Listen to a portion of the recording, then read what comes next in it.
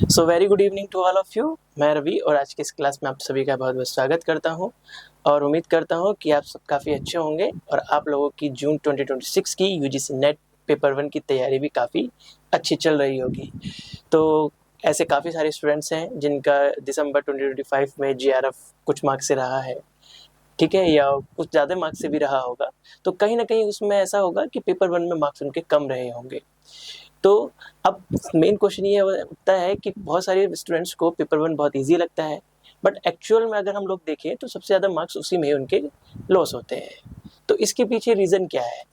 तो रीज़न यही है कि कई बार जो है स्टूडेंट्स जो है पेपर 1 के जो पीवाईक्यूज है उसको अच्छे से एनालाइज नहीं कर पाते हैं, समझ नहीं पाते हैं कि जो है कि इसको किस तरह से करना चाहिए, या प्रैक्टिस नहीं कर पाते। तो कई सारे रीजंस हैं। तो उसी की कड़ी में हम लोगों ने एक सीरीज स्टार्ट किया है पेपर 1 का।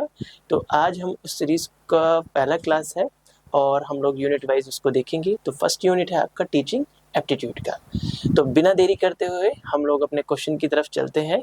क्या है आपका फर्स्ट क्वेश्चन? फर्स्ट क्वेश्चन दिया हुआ है आपका बेसिकली लर्निंग से। क्या है? Which of the following does not come under primary laws of learning. अब आपने जो है टीचिंग एप्टीट्यूड्स के बारे में क्लास में पढ़ा होगा कि टीचिंग का मीनिंग क्या होता है, टीचिंग के लेवल्स क्या होते हैं, टीचिंग के मेथड्स क्या होते हैं।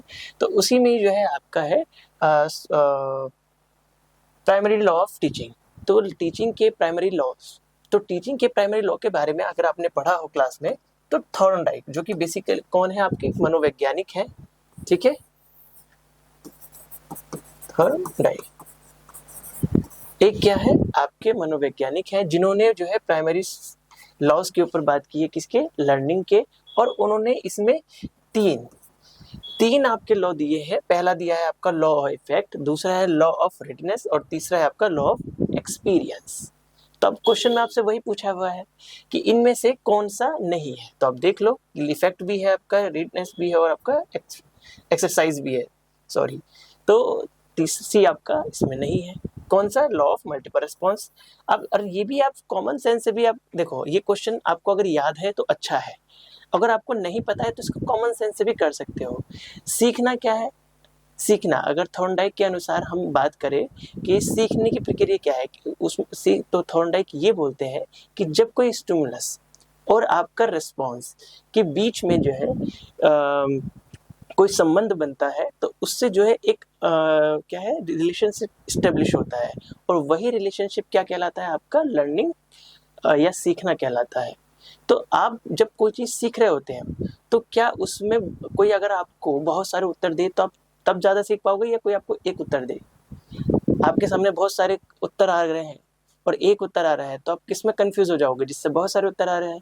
तो इसीलिए जो है आपका लॉ ऑफ मल्टीपल रिस्पॉन्स इसका नहीं है, ठीक है। तो इसको वैसे कॉमन सेंस से भी कर सकते हो। तो इसका राइट ऑप्शन क्या हो जाएगा? ऑप्शन नंबर सी।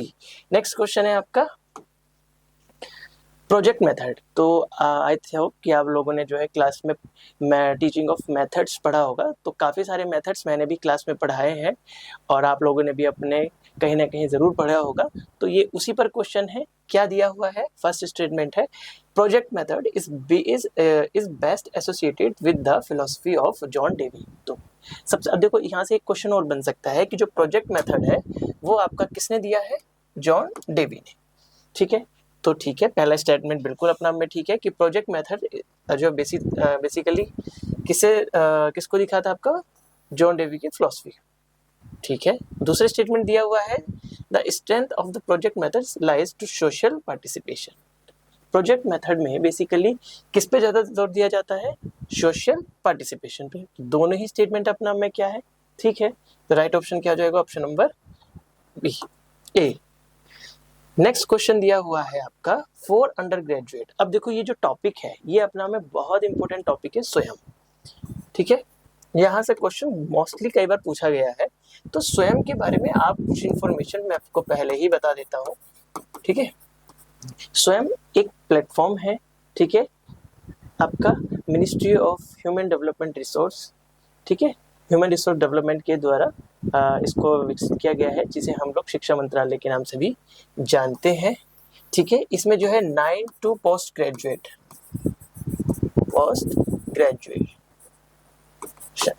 पोस्ट ग्रेजुएशन तक के कोर्स इसमें प्रोवाइड कराए गए हैं, ठीक है। और इसको जो है कई सारे प्लेटफॉर्म ने मिलकर कई सारे जो है प्लेटफॉर्म ने मिलकर इसको डेवलप किया है, ठीक है। तो उसी से रिलेटेड ये क्वेश्चन है, क्या है आपका, और इसके 3 मेन बेसिक ऑब्जेक्टिव है। पहला आपका एक्सेस, कि जितने भी बच्चे हैं उनको सबको एक्सेस होना चाहिए एजुकेशन का। दूसरा इक्विटी, समानता। और तीसरा आपका क्वालिटी। तो 3 इसके बेसिक जो है आपके ऑब्जेक्टिव है। पहला क्या है आपका, पहला है आपका एक्सेस, ठीक है। दूसरा है आपका इक्वालिटी और तीसरा क्या है आपका क्वालिटी। तो तीनों याद रखना। क्वेश्चन की तरफ देखो, क्या है, 4 under graduate educational programmes courses on स्वयं platform have been developed by. तो स्वयं को जो है इनमें से किन किन के द्वारा डेवलप किया गया। पूर्व स्नातक शैक्षिक कार्यक्रम स्वयं पर शैक्षणिक प्रोग्राम और पाठ्यक्रम किसके द्वारा विकसित किया गया है। मैंने आपको बताया अभी जस्ट कि जो स्वयं प्लेटफॉर्म है वो कई सारे प्लेटफॉर्म के द्वारा डेवलप किया गया है। तो आई होप आप लोगों ने क्लास में पढ़ा होगा। ये आपके फर्स्ट यूनिट में ही लास्ट में दिए हुए हैं, स्वयं, स्वयं प्रभा, आपके मॉक, है ना। तो इन पे क्वेश्चन जनरली हर बार पूछा ही जाता है किसी न किसी पे। तो वहीं से ही है, आपके पास 5 सेकंड का टाइम है, जल्दी बताइए आंसर क्या होगा। देखो, आप इसमें से एक आध ऑप्शन को एलिमिनेट करना बहुत जरूरी है।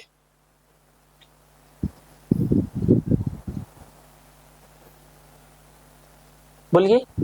देखो, आप लोगों ने क्लास में पढ़ा होगा नैपटेल, ठीक है। चलो, नैपटेल हमें पता है कि ए तो आएगा ही, तो ना तो ये है ऑप्शन और ना ही ये है। अब ए या सी में से इसका कोई ऑप्शन होगा। दूसरा हमें पता है कि AICTE, ठीक है, सी इसमें है, इसमें नहीं है। तो आपका नैपटेल AICTC।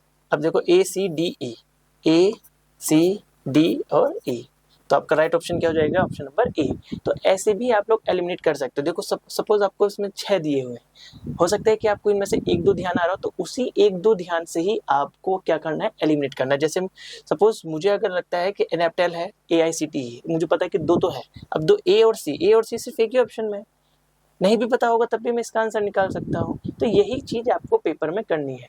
तो आपको जो है जरूरी नहीं कि जो क्वेश्चन में दिया हुआ है उसी से आपको क्वेश्चन सॉल्व करना है। आप उसके ऑप्शंस पर जाइए, ऑप्शन से एलिमिनेट करिए, तब भी आपका क्वेश्चन सही होने की पॉसिबिलिटी बहुत ज्यादा होगी। Gate my point. तो चलते हैं हम अपने नेक्स्ट क्वेश्चन की तरफ। क्या है नेक्स्ट क्वेश्चन, भी आपका स्वयं पे दिया हुआ है, ठीक है। और ये सब आपके PYQs क्वेश्चन ही है जो 22, 23, 24 में आए हुए क्वेश्चन है। क्या है, द करंट स्वयं platform is developed by the ministry of education, जो कि मैंने अभी आपको बताया था, एंड नैपटेल IIT मद्रास, ठीक है। तो ये नैपटेल देखो, अभी ये फिर से आ गया। क्वेश्चन वही स्वयं के ऊपर ही है, बट क्वेश्चन को थोड़ा सा चेंज कर दिया है, और यही जो है आपका NTA करता है। यही चीज आपको समझना है। हम लोग जो PYQs आपको करा रहे हैं वो उसका मेन ऑब्जेक्टिव ही ये है कि आप थीम को पकड़िए, कॉन्सेप्ट को पकड़िए, ठीक है। अब देखो, स्वयं पे क्वेश्चन देखो, पहला क्वेश्चन पूछा, अभी ऐसे और भी क्वेश्चन आएंगे।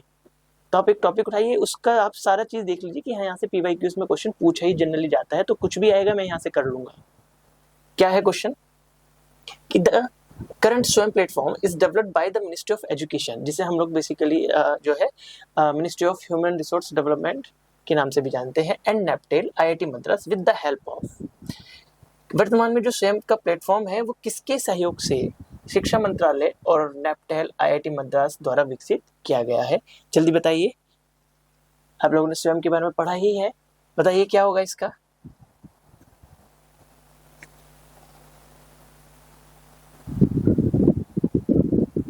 बोलिए। राइट ऑप्शन है इसका, एक तो गूगल लिंक का नाम सुना है, गूगल लिंक, तो गूगल लिंक आपका B, और आपका है आपका परसिस्टेंट सिस्टम लिमिटेड। इनके सहयोग से जो है बेसिकली इसको क्या किया गया है, विकसित किया गया है। तो अच्छे से याद करते चलिए, क्वेश्चन इंपॉर्टेंट है सारे, और स्वयं पे जनरली किसी न किसी सेट में आपको हर बार देखने के लिए मिल ही जाएगा क्वेश्चन। क्या है, गूगल लिंक और गूगल इंक और आपका परसिस्टेंट सिस्टम लिमिटेड के द्वारा जो है इसको क्या किया गया है, विकसित किया गया है। नेक्स्ट क्वेश्चन क्या है, देखिए, अभी मैंने आपको बताया था जब मैं आपको थॉर्नडाइक का आइडियोलॉजी बता रहा था लर्निंग का, तो उसमें मैंने स्टिमुलस और रेस्पॉन्स के बारे में बताया था। तो स्टिमुलस और रेस्पॉन्स किससे मिलेगा, जल्दी बोलिए, फटाफट एलिमिनेशन लगाना है। इधर ये है कॉग्निटिविज्म, आपका कंस्ट्रक्टिविज्म, बिहेवियरिज्म और आपका कनेक्टिविज्म। क्या है, उद्दीपन, अनुक्रिया, व्यवहारवाद, संज्ञानवाद, संरचनावाद और संयोजनवाद। जल्दी बोलिए। स्टिमुलस रेस्पॉन्स, कोई स्टिमुलस आता है और फिर उसके बाद उसका क्या होता है, रिस्पॉन्स किया जाता है। यही प्रक्रिया, इसके बीच जब एक रिलेशनशिप स्टेब्लिश हो जाता है, वही जो है आपका क्या होता है, लर्निंग होता है। यही थॉर्नडाइक का आपका आइडियोलॉजी है। ठीक है, तो बोलिए क्या होगा ये, बोलिए बिहेवियरिज्म।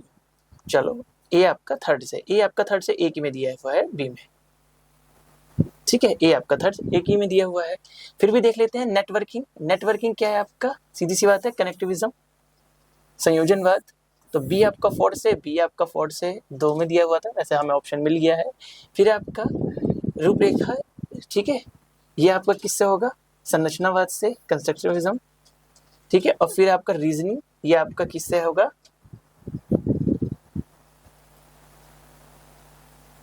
संज्ञानवाद से। तो डी आपका फर्स्ट से जाएगा। इसमें ऑप्शन थोड़ा सा मिस्टेक है, इसको आप ठीक कर लीजिएगा। ए आपका आएगा थर्ड से, बी आएगा आपका फोर्थ से, और या सी आएगा आपका सेकंड से, और डी आएगा आपका फर्स्ट से। क्योंकि रीजनिंग जो भी हमारे तर्कता वाली चीजें हैं वो हम किससे करते हैं, आपका संज्ञानवाद, मतलब आपका कॉग्निटिविज्म से। तो डी आपका यहाँ फर्स्ट आएगा और यहाँ सेकंड। ठीक है, तो राइट ऑप्शन हो जाएगा ये सेकंड। नेक्स्ट क्वेश्चन क्या दिया हुआ है आपका, assure. What does the letter R in instructional design model of teaching assure stand for? अब आपको जो है टीचिंग के कई सारे मॉडल्स भी आई थिंक पढ़ाए गए होंगे क्लास में, मैंने भी क्लास में पढ़ाया है। तो उसमें एक एश्योर मॉडल है, तो उसमें बेसिकली आपसे एक छोटा सा क्वेश्चन पूछा हुआ है। ठीक है, आई होप आप लोगों ने एश्योर के बारे में पढ़ा होगा। तो एक तरीके से एश्योर में हर एक वर्ड का मीनिंग है। ठीक है, तो उसमें क्या पूछा है आपसे, आर का मीनिंग पूछा है। ठीक है, कि आर जो है बेसिकली किसके लिए, यहाँ पर आर के लिए जो है इसका फुल फॉर्म क्या है, बोलिए क्या होगा आंसर, आर के लिए क्या फुल फॉर्म होगा। हिंदी थोड़ी सी कठिन लग रही है ना, थोड़ा सा ट्रांसलेशन क्या है, require learner participation. Option number आपका बी। अगर हिंदी में बात करें तो अधिगम करता प्रतिभागी की अपेक्षा आवश्यकता। ठीक है, नेक्स्ट क्वेश्चन दिया हुआ है आपका, हाँ, केस स्टडी पे जब आपको जो है टीचिंग मेथड्स पढ़ाए गए होंगे तो उसमें कहीं ना कहीं आपका केस स्टडी मेथड भी आया ही होगा।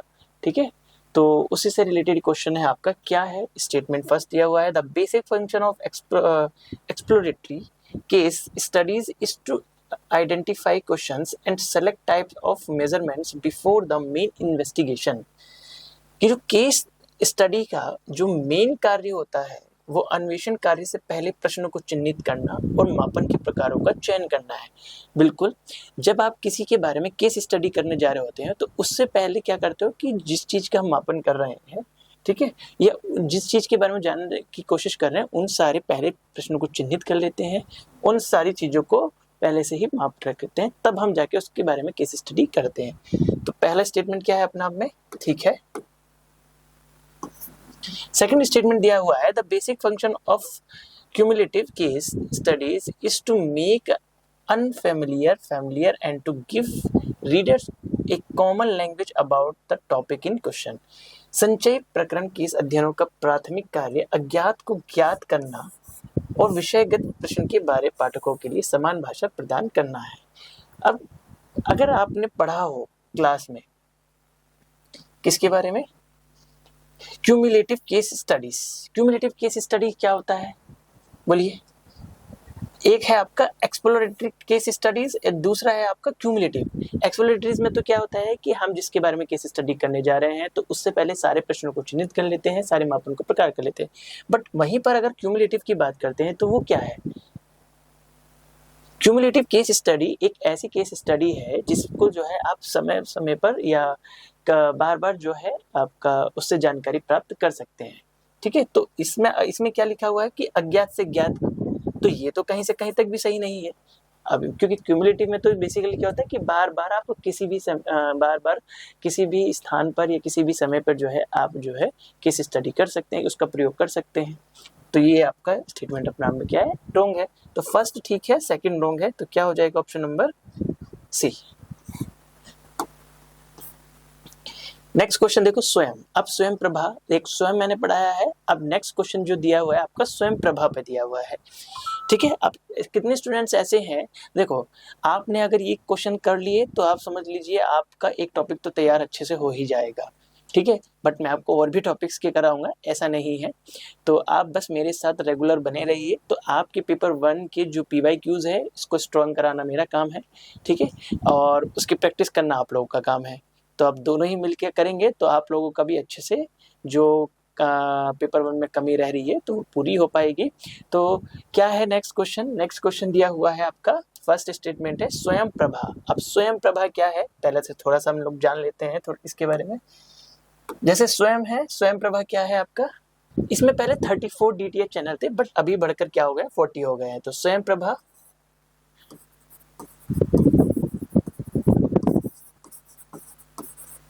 स्वयं प्रभा 40 DTH चैनल नल का क्या है ग्रुप है। तो एक ग्रुप ऑफ 40 DTH चैनल, तो स्वयं प्रभा क्या है एक group of 40 DTH channel, 40 DTH चैनलों का एक समूह है जिसमें क्या है आपका 24/7 GSAT-15 की मदद से जो है GSAT-15 सैटेलाइट का यूज करके 24/7 क्या है आपका स्टडी जो है ब्रॉडकास्टिंग किया जाता है, ठीक है। उस पे क्या है कि इसमें कई सारे जैसे चैनल दिए हुए हैं, जैसे आपका टीवी है, डिश लगी होती है ना आपकी, ठीक है, तो उसमें अलग अलग चैनल पर अलग अलग कार्यक्रम प्रसारित किया जाता है। ठीक इसी तरह से स्वयं प्रभाव में भी 40 DTH चैनल है और उन चैनलों पर जो है आपका क्या है एजुकेशन से रिलेटेड या एजुकेशन के अलग अलग फील्ड से रिलेटेड जो है चैनल्स जो है ब्रॉडकास्ट किए जाते हैं, ठीक है। ये भी किसके द्वारा बनाया गया है, ये भी आपका ministry of human resource development यानी कि एजुकेशन मिनिस्ट्री के द्वारा इसको डेवलप किया गया है, ठीक है। चलते हैं हम, इतना बेसिक ध्यान रखना है क्योंकि यहाँ पे क्वेश्चन घुमाता है आपको। यहाँ 40 DTH चैनल की जगह कुछ और दे देगा, मिनिस्ट्री चेंज कर देगा, 24/7 हटा देगा, GSAT-15 हटा देगा। तो इन पॉइंट्स छोटे छोटे पॉइंट्स को आपको याद रखना है। GSAT-15 सैटेलाइट का यूज किया जाता है, 24/7 होता है, ठीक है, और चैनल्स को क्या किया जाता है ब्रॉडकास्ट किया जाता है, ठीक है। क्या है फर्स्ट स्टेटमेंट दिया हुआ है Swayam Prabha is an initiative of ministry of education, yes अभी मैं जस्ट आप लोगों को बताया हूँ। सेकंड स्टेटमेंट है the DTH channel are using the INSAT 30, देखो मैंने कहा था ना कि यहीं पर इन छोटी छोटी चीजों पर ही आपको फंसाएगा अगर आपने नहीं पढ़ा था। 30 सैटेलाइट्स टू प्रोग्राम टेलीकास्ट इन स्वयं प्रभा रॉन्ग, GSAT-15, ठीक है। तो राइट ऑप्शन क्या हो जाएगा आपका, पहला सही है और दूसरा गलत है, तो ऑप्शन नंबर सी, ठीक है। नेक्स्ट क्वेश्चन है आपका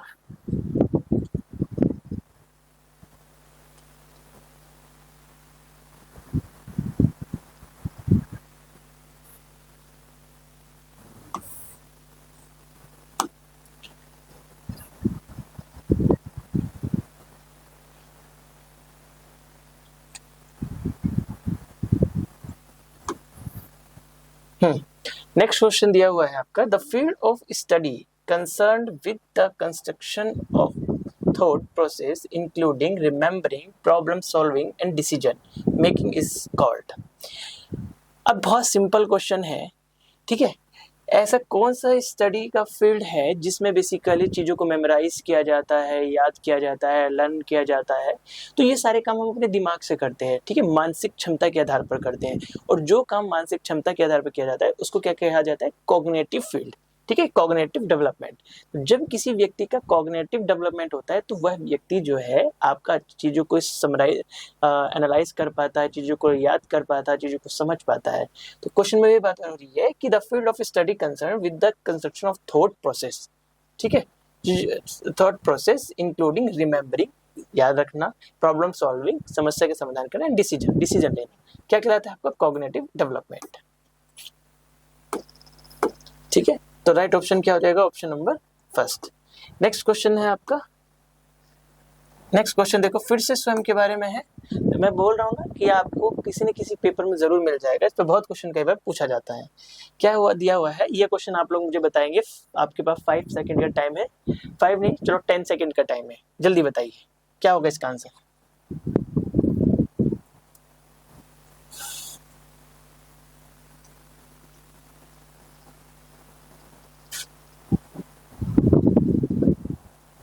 जल्दी बोलिए। टाइम अप हो चुका है आप लोगों का। दोनों ही स्टेटमेंट अपने आप में रॉन्ग है। आप लोग सोच रहे होंगे ministry of education, but IIT Delhi no. दूसरा इसने पूछा है कि design the achieve to 5 cardinal principles of education, no. 3 principles मैंने आपको बताए थे, 3 principles, access, equality and quality. तो ये दोनों स्टेटमेंट अपना में क्या है, रॉन्ग है। तो राइट ऑप्शन हो जाएगा ऑप्शन नंबर बी। ठीक है, तो इसी तरह से देखो अभी क्वेश्चन मैंने आपको स्वयं पे कितने सारे क्वेश्चन, बट सारे क्या है, अलग तरह के क्वेश्चन है। नेक्स्ट क्वेश्चन देखो, अब ये भी क्या है, स्वयं प्रभा पे है। ठीक है, अब मैंने कहा ना 40 डीटीएच चैनल, तो उन चैनलों से क्वेश्चन पूछा हुआ है और इस तरह का क्वेश्चन कई बार पूछा है। ठीक है, तो शुरू के 10 चैनल तो आप अच्छे से याद कर लीजिए, इसको याद कर लीजिए। ठीक है, क्या है, एक तरफ चैनल की लिस्ट दी हुई है, दूसरा उसका सब्जेक्ट कवर दिया हुआ है। पहला है आपका चैनल नंबर 3 प्रबोध, ठीक है, channel number 4 Saraswat, channel number 5 प्रबंधन और चैनल नंबर 6 विधिक। ठीक है, अब देखो थोड़ा सा भी कॉमन सेंस लगाओगे ना तो काम हो जाएगा। देखो इनमें से आप इधर दिया हुआ है पहला social science 3, management, library science, information science and related subject. दूसरा है सोशल एंड बिहेवियरल साइंस। तीसरा है law, legal studies, human rights and related subjects. ठीक है, मुझे लगता है पढ़ के आधे को आंसर पता भी चल गया होगा। ठीक है, और नेक्स्ट दिया हुआ है आपका education, psychological, home science and related subject. अब आपको सीधा सीधा विधि क्या होता है आपका, लॉज। ठीक है, तो विधि आपका, आप लोग विधि के बारे में पढ़ते हैं ना, विधि क्या होता है, बेसिकली लॉ। तो विधि क्या है आपका, लॉ एंड लीगल स्टडीज। तो डी आपका मिलेगा थर्ड से, डी आपका थर्ड से, चलो 2 में दिया है, तो ये दोनों तो ऑप्शन आपके हो गए रॉन्ग। ठीक है, अब आपका दिया हुआ है प्रबंधन। प्रबंधन क्या होता है, बेसिकली मैनेजमेंट। ठीक है, तो मैनेजमेंट कहाँ था हमारा, ये रहा। तो सी आपका मिलेगा फर्स्ट है, सी आपका फर्स्ट है, आपका एक ही में दिया, तो राइट ऑप्शन क्या हो जाएगा आपका, ऑप्शन नंबर ए। तो ऐसे ही आपको क्वेश्चन में एलिमिनेट करना है। अब हर चैनल आपको याद नहीं रह सकता है, तो थोड़ा सा आपको कॉमन सेंस लगाना है कि अब ए देख लो आपका प्रबोध, प्रबोध किसमें था आपका, सोशल एंड बिहेवियर साइंस, तो आपका ए सेकंड से और बी आपका मिल जाएगा फोर्थ से। तो राइट ऑप्शन हो जाएगा आपका ऑप्शन नंबर ए। चलो नेक्स्ट क्वेश्चन की तरफ। क्या दिया हुआ है, which of the following software are used to develop quizzes. अब इस तरह का क्वेश्चन भी देखो कई बार पूछता है कि क्विजेस के लिए, जो हम लोग क्विजेस कराते हैं उसके लिए कौन सा सॉफ्टवेयर यूज किया जाता है।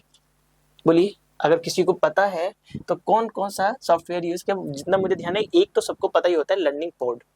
ठीक है, लर्निंग पोड, चलो ठीक है, लर्निंग पोड सबको याद रहता है। ठीक है, लर्निंग पोड के अलावा बोलिए जल्दी।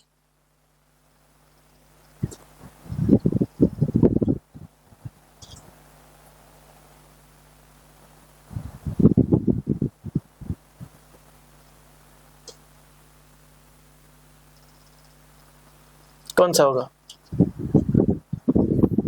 लर्निंग पोड के अलावा और कौन सा है, सोक्रेटिव, चलो सोक्रेटिव, और अब बी और ई, बी और ई ऐसा तो कोई ऑप्शन ही नहीं है बी और ई में।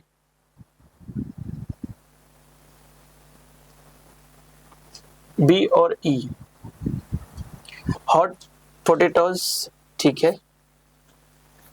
अगर इसमें बी और होता तो ये ऑप्शन इसका ठीक होता है। तो अभी अगर हम देखें तो इसके हिसाब से हमारा डी और ई तो आना ही चाहिए थी, क्योंकि पिक्सन नहीं है, ये नहीं है, वैकलेट नहीं है, तो ए तो नहीं है। ठीक है, दूसरा हमारा बी ऑप्शन देखो, तो इसमें बी दिया है, सी दिया है, डी दिया है, बट ये भी नहीं है, तो सी नहीं है, ये भी इनकरेक्ट है। तो अगर देखा जाए तो अभी इसके हिसाब से हमारा ऑप्शन नंबर क्या आएगा, ऑप्शन नंबर डी आएगा। ठीक है, तो आपका हॉट पोटेटोज और सोक्रेटी ये तो है ही, बट अगर इसमें बी ऑप्शन भी दिया होता तो और ये ज्यादा सही आंसर होता। ठीक है, तो हो सकता है कि पीपीटी बनाते हुए छूट गया हो, तो ये भी हो सकते हैं। नेक्स्ट क्वेश्चन क्या दिया हुआ है आपका, What are the learning style according to Fleming's VARK model of learning? बताइए क्या होगा।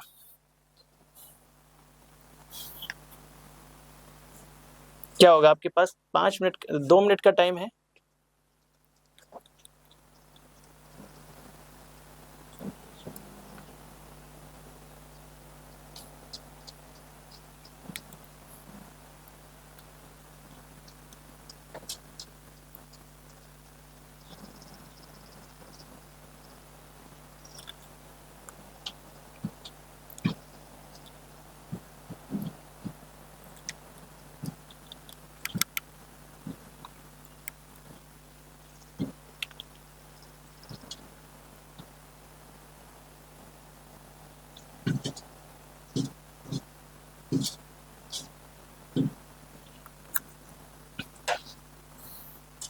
क्या है? अब देखो, वैसे तो इसमें सब कुछ दिया हुआ है VAR के मॉडल, तो वी से क्या है, सबसे पहले क्या करते हैं, विजुअल, ठीक है, किसी भी चीज को देखना, विजुअल, ठीक है, फिर आपका ऑडिटरी, फिर रीडिंग, फिर आपका kinaesthetic.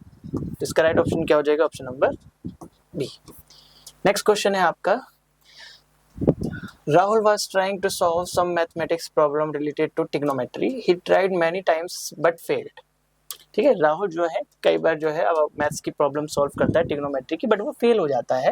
His teacher help him, उसका टीचर उसकी मदद करता है, which led him to follow right approach and the success to solve this problem. ठीक है, this is an example of, एक बेसिकली एक आपको एक आइडियोलॉजी बताई गई है और उसमें पूछा है कि ये कौन सा है। ठीक है, तो आपको बताना है कि इनमें से चार में से पहला है आपका zone of the proximal development, दूसरा है आपका इक्विलिब्रियम, और तीसरा है आपका एसिमिलेशन, और चौथा है आपका स्कीमाज। तो इनमें से ये किसका एग्जाम्पल है? चार आपको चीजें दी गई है, इन चारों में से ये जो ऊपर एग्जाम्पल है ये किस चीज का एग्जाम्पल है? तो आप लोगों ने थोड़ा बहुत भी अगर ध्यान हो तो जब स्टूडेंट्स प्रॉब्लम्स को खुद से सॉल्व ना करके टीचर्स की मदद लेता है या टीचर के सहयोग से किसी समस्या का समाधान करता है, तो उसको क्या बोला जाता है, basically zone of proximal development, समीपस्थ विकास का क्षेत्र। जब स्टूडेंट्स किसी प्रॉब्लम को खुद से सॉल्व ना करके टीचर्स की मदद से सॉल्व करता है, तो या किसी प्रॉब्लम को सॉल्व करने में टीचर्स की मदद लेता है, तो उसे क्या बोला जाता है, जोन ऑफ प्रॉक्सिमल डेवलपमेंट। ठीक है, तो राइट ऑप्शन हो जाएगा option number A. Next question दिया हुआ है, और इस तरह का क्वेश्चन भी बहुत पूछा जाता है आपका टीचिंग्स मॉडल के ऊपर। आई होप आप लोगों ने क्लास में भी पढ़ा होगा टीचिंग्स के कौन कौन से मॉडल होते हैं। ठीक है, और उसमें कई टेक्निकल मॉडल पढ़ा होगा, नॉन टेक्निकल मॉडल भी पढ़ा होगा। ठीक है, तो इस पे क्वेश्चन कई बार पूछा गया है PYQs में, तो उसी से रिलेटेड क्वेश्चन है, क्या है, which of the following curriculum development models come under non technical and non scientific models. देखो, थोड़ा सा भी कॉमन सेंस अगर लगाओगे तो क्वेश्चंस को करना बहुत आसान हो जाएगा। उसने बोला है नॉन टेक्निकल और non scientific model. Non technical and non scientific model क्या होता है, जिसमें किसी तरीके की टेक्नोलॉजी का यूज ना किया गया हो, किसी भी साइंटिफिक चीजों का यूज ना किया गया हो। अब ऑप्शन देखो, पहला ऑप्शन देखो, ओपन क्लासरूम मॉडल। कोई क्लासरूम खुला क्लासरूम है, तो उसमें क्या किसी टेक्नोलॉजी का यूज हुआ है, किसी साइंटिफिक मॉडल का यूज हुआ है? नहीं, तो ये बेसिकली क्या है, नॉन टेक्निकल है, तो ए ऑप्शन इज करेक्ट। अब आप इसको पता है ए इज करेक्ट, ऑप्शन देखो, ऑप्शन देखो, कोई आंसर दिखा ना आंसर क्या है? अब ए सिर्फ और सिर्फ एक ही ऑप्शन में दिया है, बी में, सॉरी बी में, हाँ क्या है, ए सिर्फ एक ही में ही है, राइट ऑप्शन इज बी।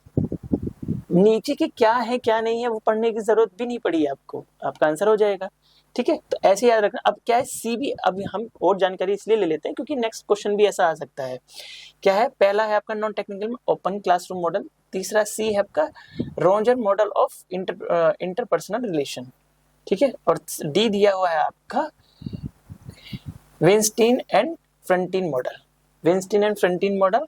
ठीक है, रोजर्स मॉडल। तो ये सारे क्या आपके नॉन टेक्निकल, रोजर्स मॉडल याद रख लेना, रोजर्स मॉडल और वेनस्टीन मॉडल।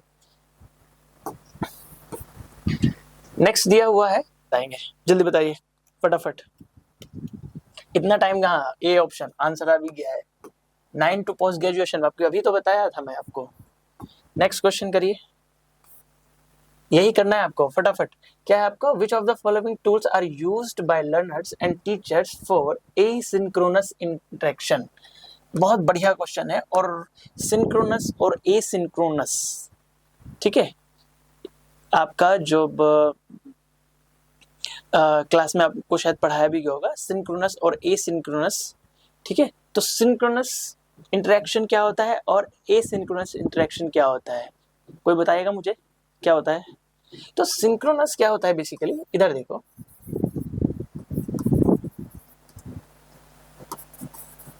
सिंक्रोनस जब कोई भी एक रियल टाइम पीरियड में किया गया इंटरेक्शन, एक फिक्स टाइम पीरियड में किया गया इंटरेक्शन आपका क्या होता है, इसमें फिक्स टाइम। ठीक है। फिक्स टाइम में या नियर टाइम में किया गया इंटरेक्शन क्या है आपका? सिंक्रोनस इंटरेक्शन है। जैसे आपका लाइव स्ट्रीमिंग चल रही है, ठीक है, लाइव क्लासेस चल रही है, ठीक है, अभी आपकी क्लास चाहे रिकॉर्डेड जा रही है, अगर यही क्लास अगर कल लाइव चल रही होती तो यही सिंक्रोनस होता है, सिंक्रोनस इंटरेक्शन। और सिंक्रोनस इंटरेक्शन में जो है जो स्टूडेंट्स है वो आपस में इंटरेक्शन, स्टूडेंट्स और टीचर आपस में इंटरेक्शन कर सकते हैं, क्वेश्चन पूछ सकते हैं, टीचर्स उनको आंसर भी कर सकते हैं। आप लोगों ने किया ही होगा। तो ये क्या है? सिंक्रोनस। वहीं पर अगर हम ए सिंक्रोनस की बात करते हैं तो ए सिंक्रोनस में क्या है? वह टाइम फिक्स नहीं होता है। टीचर और स्टूडेंट्स के बीच में जो इंटरेक्शन है वो कोई फिक्स टाइम पे नहीं होता है, ठीक है, या एक साथ मौजूद नहीं होता है। ऐसा भी बोल सकते हैं कि एसिंक्रोनस जो आपका इंटरेक्शन है उसमें टीचर और स्टूडेंट्स एक साथ मौजूद नहीं होते हैं, ठीक है। तो अब एक साथ मौजूद नहीं होते हैं तो उसी के बारे में पूछा है कि इनमें से कौन कौन सा टूल्स यूज किए जाते हैं एसिंक्रोनस में। अब आओ, पहला है web conferencing, email, wikis and collaborative documents, discussion board और लाइव स्ट्रीमिंग। अब एसिंक्रोनस इंटरेक्शन है। अब लाइव स्ट्रीमिंग तो है नहीं, अभी तो मैंने आपको बता ही दिया है। चलो, ये तो है ही नहीं, ई इसमें है, इसमें है, तो ये दोनों तो ऑप्शन में नहीं है। ऊपर वाला है ए और डी, ईमेल, क्योंकि बी इसमें भी है, इसमें है, ईमेल तो आएगा ही आएगा। उसके बाद बताओ और कौन कौन सा है, बोलिए बोलो। एसिंक्रोनस में और क्या क्या आएगा? Discussion board, wikis and collaborative documents, discussion board आएगा, वेब कॉन्फ्रेंसिंग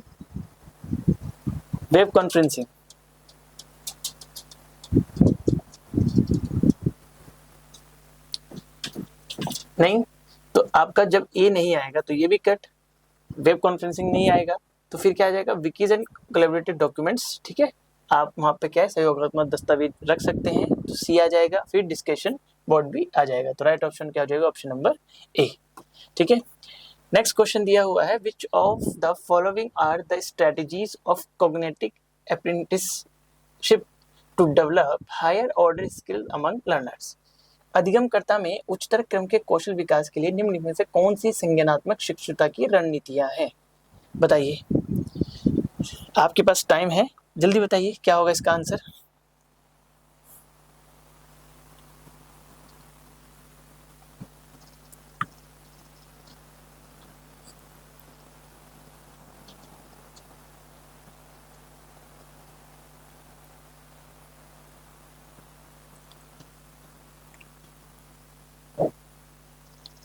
आया किसी का? पहला दिया हुआ है,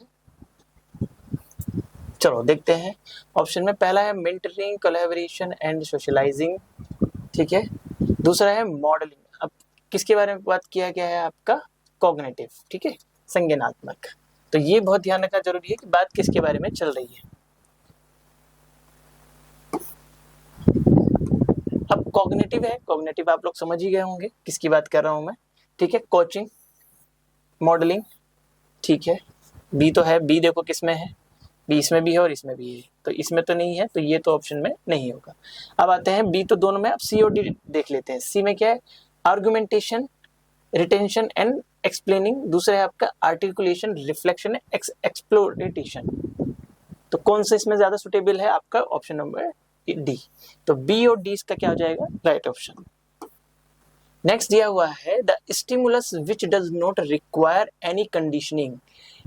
जब किसी भी कंडीशन का प्रयोग, जब किसी स्टिमुलस को किसी भी कंडीशन का जरूरत नहीं पड़ता है, for desired behaviour is called as, ठीक है। जब किसी भी स्टिमुलस को व्यवहार के लिए किसी अनुकूलन की आवश्यकता नहीं होती है तो उसको क्या कहा जाता है? अनकंडीशनल स्टिमुलस, ठीक है। राइट ऑप्शन क्या हो जाएगा? Option number A. Next question देखो। अब ये क्वेश्चन का आंसर आप लोग को बताना है, क्यों? क्योंकि जस्ट जैसा क्वेश्चन मैं आपको कराया हूँ।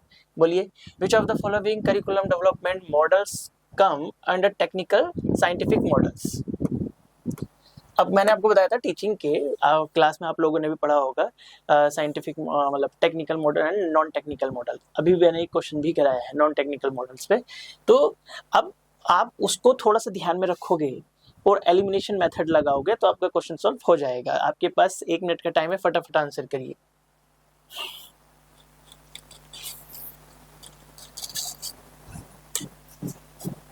आया आंसर किसी का? देखो आप 1-2 को एलिमिनेट करोगे तो आज जरूर कहीं ना कहीं से आंसर निकल आएगा। देखो ओपन क्लासरूम मॉडल क्या है आपका? Non technical. ऊपर पूछा आपका टेक्निकल, तो ये तो नॉन टेक्निकल है, तो बी हटा दो, ये नहीं होगा, ये भी नहीं होगा। दूसरा था विंस्टीन एंड फेंटिन मॉडल, ये भी क्या है आपका? नॉन टेक्निकल है, तो बी और सी। सी इसमें भी है, हटा दो। तो लास्ट ऑप्शन क्या बचा है आपका? सी। एक याद रखोगे तो दूसरा ऑटोमेटिकली आपको याद हो ही जाएगा। तो अब ऐसे भी याद रख लो कि टेक्निकल साइंटिफिक मॉडल में क्या है? टेलर का मॉडल है, टाबा का मॉडल है, ठीक है, आपका गुडलैंड का मॉडल है, ये सारे क्या है आपके, और आपका हंकिंस डेवलपमेंट मॉडल है, ये सारे क्या है आपके टेक्निकल मॉडल है। बाकी हमने नॉन टेक्निकल भी याद रखा है ना, तो आप एलिमिनेट करके आराम से आंसर निकाल सकते हो, बहुत ज्यादा टेंशन लेने की जरूरत नहीं है। नेक्स्ट क्वेश्चन क्या है? देखो चैनल्स पे क्वेश्चन फिर आ गया है, बोलिए। अभी पढ़ाया था चैनल्स, बताओ क्या होगा?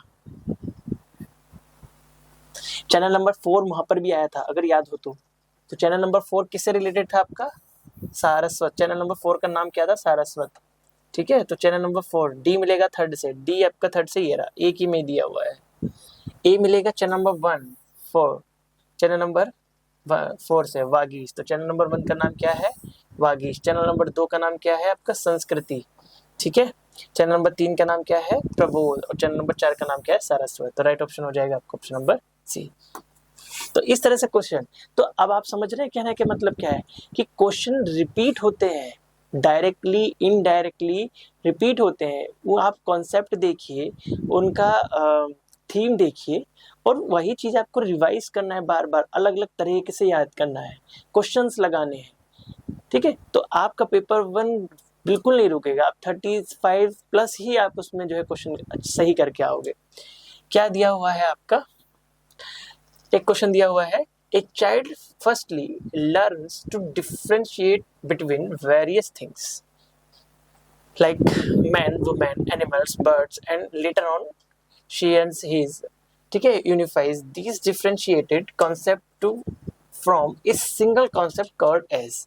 क्या बोला है कि एक चाइल्ड है, वो पहले क्या करता है, सारी चीजों को अलग अलग जो है डिफ्रेंशिएट करता है उसको, ठीक है, कि ये आदमी है, ये औरत है, ये पशु है, ये पक्षी है, लाइक दैट, इस तरह से। और वो फिर बाद में सारी चीज़ों को जो है एक साथ उसको क्या कर देता है, जनरलाइज कर देता है कि हाँ ये सारे क्या है, ह्यूमन बीइंग है एक तरीके से।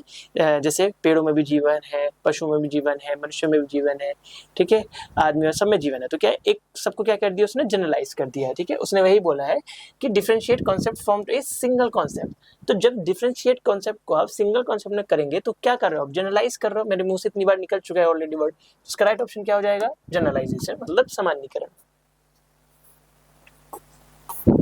नेक्स्ट क्या दिया हुआ है?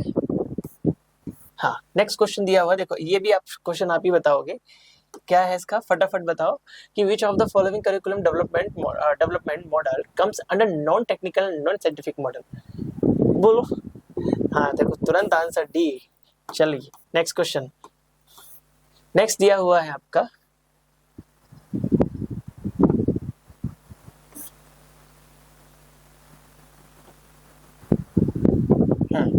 अब इस जैसा क्वेश्चन भी मैं ऑलरेडी आपको एक और करा चुका हूं। चलो क्या है कि Jasmine in chemistry practical class used a 5 ml pipe during her practical exam but the reading was not correct। जो जैस्मिन है वो बेसिकली केमिस्ट्री में एक प्रैक्टिकल कर रही होती है, बट उसका प्रैक्टिकल जो है वो ठीक नहीं हो रहा होता है, ठीक है। तो व्हेन शी गॉट फ्रस्ट्रेटेड, ठीक है, her friend Ranjita guided her to hold the, ठीक है, correctly and drop chemical properly. Now she succeed and got desired result. This is an example of, मैंने आपको बताया था कि जब कोई स्टूडेंट्स किसी की गाइडेंस से, जब वो किसी प्रॉब्लम का सोल्यूशन खुद ना करके किसी की गाइडेंस से ये उस प्रॉब्लम का सोल्यूशन करने में किसी की मदद लेता है, तो उसको क्या बोला जाता है? जोन ऑफ आपका प्रॉक्सिमल डेवलपमेंट। तो जोन ऑफ प्रॉक्सिमल डेवलपमेंट ये कई बार क्वेश्चन पूछा गया है, तो आपको एग्जाम्पल समझ के ही वो ध्यान ऑटोमेटिकली ही आ जाएगा कि किसका एग्जाम्पल है, जोन ऑफ प्रॉक्सिमल डेवलपमेंट का, ठीक है। क्या दिया, नेक्स्ट है आपका which of the following are the elements of the observation learn, ठीक है, one of the outcomes of Bandura social cognitive theory of learning. अच्छा, सोशल कॉग्निटिव थ्योरी किसने दी है, ये भी एक क्वेश्चन आपसे पूछा जा सकता है। कॉग्निटिव थ्योरी तो बेंडुरा की जो है बेसिकली क्या है आपका सोशल, बेंडुरा की अधिगम संबंधी सोशल संज्ञानात्मक सिद्धांत के परिणामों में से एक के तत्व है सोशल कॉग्निटिव थ्योरी किसने दी है, बेंडुरा ने। तो ये क्वेश्चन भी आपको याद रखना है कि सोशल कॉग्निटिव थ्योरी किसने दी है, बेंडुराज ने। तो अब क्वेश्चन क्या है, क्वेश्चन में सुन लो कि बेंडुरा के अकॉर्डिंग सोशल कॉग्निटिव थ्योरी के निम्नलिखित में से कौन से एलिमेंट है, बताइए। आपके पास 30 सेकंड का टाइम है।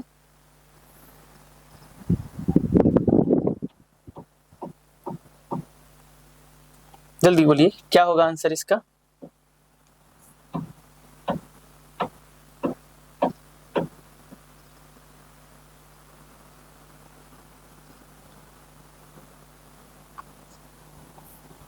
बोलिए। तो बेंडुरा ने बेसिकली अपनी जो सोशल कॉग्निटिव थ्योरी है तो उसमें जो है आपके लर्निंग के कुछ एलिमेंट्स बताए हैं। उसमें पहला आपका अटेंशन है, ठीक है, रिटेंशन है, प्रोडक्शन है, मोटिवेशन है, आर्टिकुलेशन उसमें नहीं है। अब देख लो सी नहीं है तो सी आपका इसमें भी है, इसमें भी है, ठीक है, सी इसमें नहीं है तो राइट ऑप्शन क्या हो जाएगा आपका, option number C.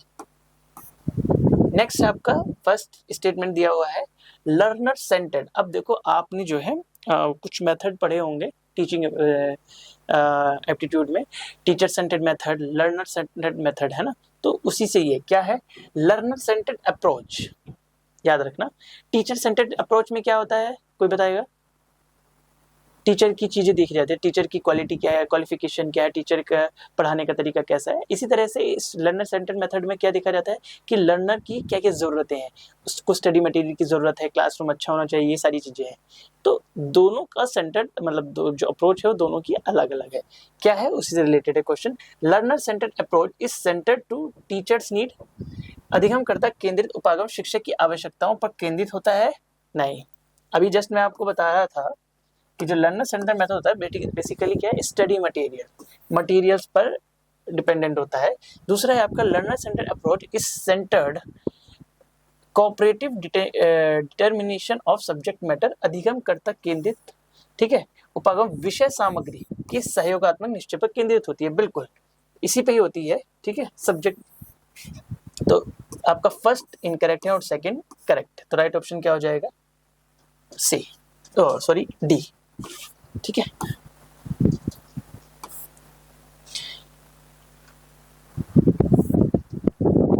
Next question दिया हुआ है फिर से स्वयं प्रभा पर है। Swayam Prabha is an education learning platform initiated by that is available 24/7 through, यहाँ पे देखो ये PYQ में क्वेश्चन पूछा हुआ है इसलिए 34 लिखा हुआ है, बट अब यहाँ पर 40 DTH चैनल हो चुके हैं, DT चैनल। तो किसका है, ministry of human resource development, इतनी बार बोल चुका हूँ मैं, ठीक है। तो ऐसे भी क्वेश्चन आ जाता है कई बार। क्या दिया हुआ है दूसरा, a learner combines her his previous schemes और modifies them as per new experience, the process of combining modifying existing schemes and to arrive at new schemes is known as. एक अधिगम करता अपने नए अनुभव के अनुसार अपनी पूर्व की योजनाओं को संयोजित या शोधित करता है, ठीक है। पहले की योजनाओं के पहले के अनुभव की आप क्या करते हो कि आपने कोई पहले आप कोई काम करने जा रहे हैं बट उससे रिलेटेड आपने काम पहले कर चुके हैं, तो आपका पहला अनुभव ऑलरेडी है। सपोज मैं कहीं दूसरी जगह पढ़ाने जा रहा हूँ बट मैंने कहीं पहले से पढ़ा रखा है तो मेरा पहले का अनुभव है, तो मैं पहले के अनुभव के आधार पर अपना जो दूसरा काम करूंगा वो शायद उससे बेहतर कर पाऊंगा और उसको अच्छे से और कर पाऊंगा। तो उसी की कुछ बात चल रही है के अनुसार अपनी पूर्व की योजनाओं को संयोजित या संशोधित करता है। विद्यमान योजनाओं को संयोजन और नई योजनाओं पर पहुंचने की प्रक्रिया को किस रूप में जाना जाता है, जल्दी बताइए। बहुत सिंपल क्वेश्चन है, क्या होगा आंसर, जल्दी। एकोमोडेशन, समायोजन करना, ठीक है, कि जब आप पूर्व के अनुभव के आधार पर नई योजनाओं को संयोजित करते हैं तो क्या कहलाता है आपका accommodation. Next question, which of the following curriculum development model under the technical scientific model? बोलिए। अब देखो, open classroom model non technical है, वेंस्टीन फेंटिन मॉडल भी नॉन टेक्निकल है, रोजर्स मॉडल भी नॉन टेक्निकल है, एक टाबा मॉडल ही आपका टेक्निकल मॉडल है। टेलर मॉडल हो गया, टाबा मॉडल हो गया और हॉकिंग्स मॉडल हो गया, ये सब क्या है आपके टेक्निकल मॉडल है। फिर दिया हुआ है आपका which of the following statement best describe brainstorming method of teaching, क्या है निम्नलिखित में से कौन सा कथन शिक्षण की विस्तार मंथन विधि को सर्वोत्तम ढंग से वर्णित करता है? जल्दी बोलिए, कौन सा करता है?